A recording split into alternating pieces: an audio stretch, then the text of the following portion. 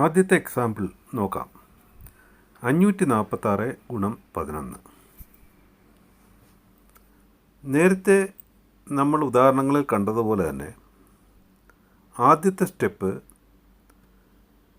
546ൻ്റെ unit പ്ലേസിലുള്ള സംഖ്യയും 100ൻ്റെ പ്ലേസിലുള്ള സംഖ്യയും അതേപോലെ താഴേക്ക് എഴുതുന്നു.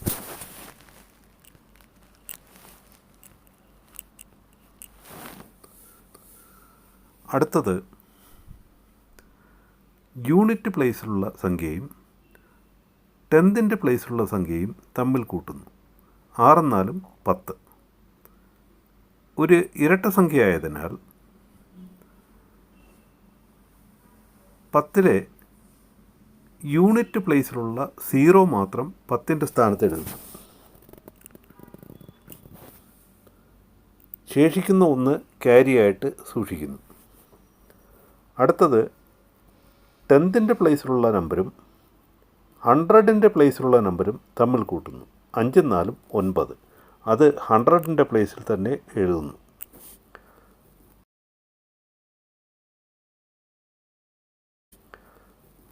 ക്യാരി 9ന് നേരെ താഴെ എഴുതി, അതായത് 100ൻ്റെ പ്ലേസിലുള്ള നമ്പറിന് നേരെ താഴെ എഴുതി കൂട്ടുന്നു.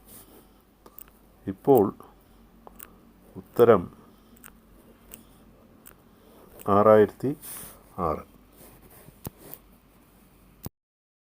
ഈ വീഡിയോ നിങ്ങൾക്ക് ഇഷ്ടപ്പെടുകയാണെങ്കിൽ ലൈക്ക് ചെയ്യുക, സബ്സ്ക്രൈബ് ചെയ്യുക.